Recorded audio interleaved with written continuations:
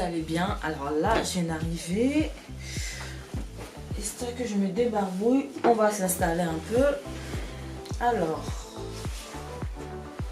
aujourd'hui, en fait, ça sera une vidéo story time concernant mon expérience à la Fnac. Du coup, installez-vous, prenez des pop-corn, tout ce que vous voulez. Hein. Faites comme chez vous. Hein. Bon, allez, je prends un petit thé et je suis à vous dans 2 minutes. Finalement, j'ai pris une boisson vite fait, pas un thé, donc... Pour ceux qui... Je pense que tout le monde connaît la Fnac. Hein. Du coup, il y a 2 ans de cela, j'avais un téléphone, du coup. Le téléphone en question, quand je l'ai acheté, je l'ai fait assurer donc pour une assurance au début qui me coûtait 5,99 €. Et à la suite, là, ils m'ont appelé, ils m'ont dit ouais, est-ce que vous pouvez augmenter votre assurance pour être sûr d'être remboursé en cas de perte, en cas de casse, de vol, blablabla. J'ai dit ok, il coûte combien? Ils m'ont dit 15,99 €. J'ai dit c'est cher, mais bon, je préfère autant l'assurer que de perdre tout en fait. Et du coup, j'ai assuré le téléphone. Et 1 an après, j'ai acheté mon appareil photo en fin 2018. C'est depuis fin 2018 que j'ai un appareil photo. Vu que j'aime beaucoup la photo, j'aime prendre des objets, des images en photo et tout. Du coup, j'ai acheté mon appareil photo. Et quand j'ai acheté mon appareil photo, j'ai appelé l'assurance. Ah, j'ai oublié quelque chose. Il faut savoir que au début, quand tu souscris à l'assurance, tu es censé être remboursé de 30 € gratuitement. Je crois que normalement, dès que tu souscris, le mois prochain, normalement, tu es censé être assuré 30 €.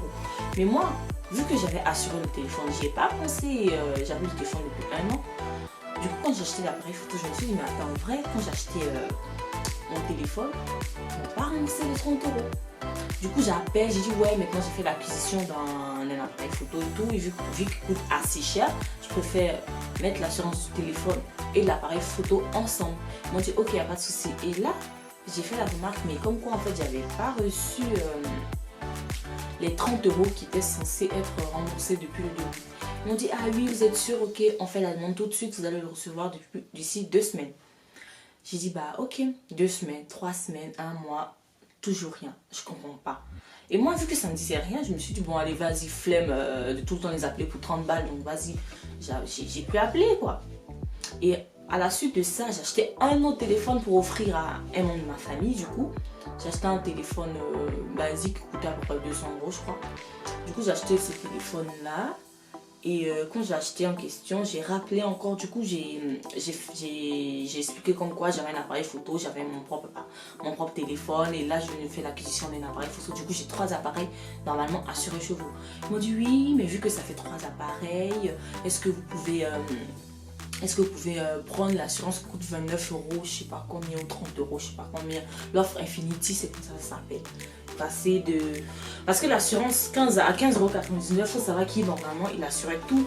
En fait, pour toute forme de problème, casse, vol, perte, tout ce que vous voulez, il assurait tout. Je me suis dit, bon, vaut mieux prendre l'assurance qui coûte cher, 15,99 € que celle-là, 3 € ou celle-là, 5 €. Du coup, je reviens à l'histoire en question. Du coup, ils m'ont dit, ouais, maintenant, vu que vous avez 3 appareils, il faudra payer 20 €, je sais pas combien. Je me suis dit, bon, comment ça et tout. Je me suis dit, bon, ok, on va le payer. Et là, je crois, 6 mois après, il y a de cela 6 mois, ouais, mon téléphone, il tombe et tout, il se casse, l'écran est fracturé, il marche plus et tout. Un truc de ouf, j'appelle l'assurance. J'essaie d'en savoir plus, j'appelle l'assurance avec le téléphone de mon pote. J'ai dit ouais, là j'ai plus de téléphone, il est cassé et tout. Ils m'ont dit ouais, ok, pas de souci. Envoyez-nous la facture d'achat et une déclaration comme quoi vous certifiez sur l'honneur que oui, le téléphone est tombé, quelqu'un nous a poussé, il est cassé et tout, blablabla.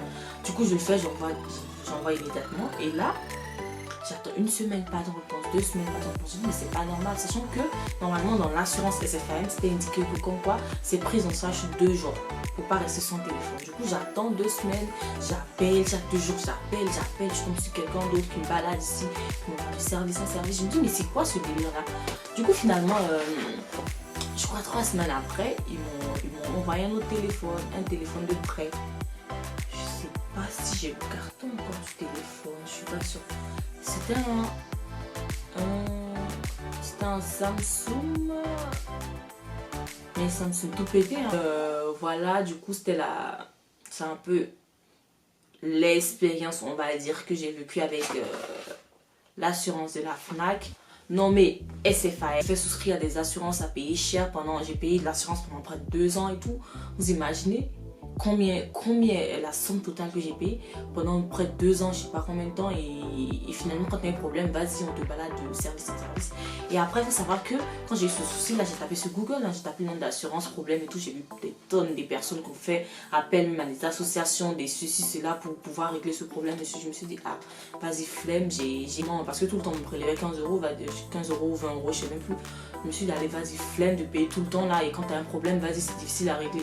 Du coup, là, j'ai fait opposition, et là, depuis un bon moment, depuis près de 4 mois ou 5 mois, j'entends plus parler d'eux, plus personne ne m'appelle. Du coup, l'histoire est restée sans suite. Ah, et j'oubliais. Faut savoir que avant qu'ils m'envoient le téléphone de prêt, j'ai envoyé mon téléphone soi-disant pour réparer. J'ai plus de nouvelles du téléphone en question. Normalement, ils sont censés t'envoyer un téléphone de prêt, réparer le sien et te le ramener. Mais là, j'ai envoyé le téléphone de prêt, ils m'ont envoyé un petit téléphone. Vas-y, il était un peu en fin de vie, vas-y. Donc voilà, donc je vous conseille à tous. Je sais pas si ça a changé, si la FNAC travaille toujours avec la SFM, mais je suis pas sûre. Mais franchement, je vous conseille à tous, si vous avez un téléphone que vous devez acheter à la FNAC, on vous conseille l'assurance SFM. Ne le prenez pas du tout, franchement, parce que l'assurance, il est pété de ouf.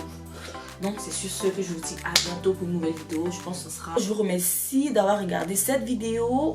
Et allez, tchuss les gars, allez.